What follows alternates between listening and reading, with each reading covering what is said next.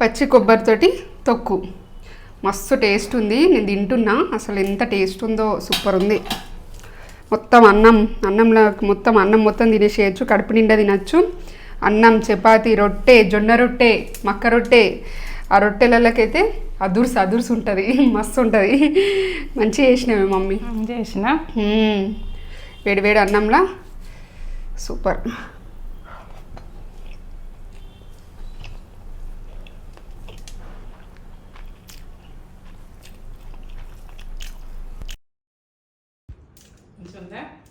మంచిగా ఉంది, మస్తు చేసింది మమ్మీ. వెంటనే మన యూట్యూబ్ ఛానల్ నిద్ర ఛానల్కి వెళ్ళి చూసి చేసేసుకోరి.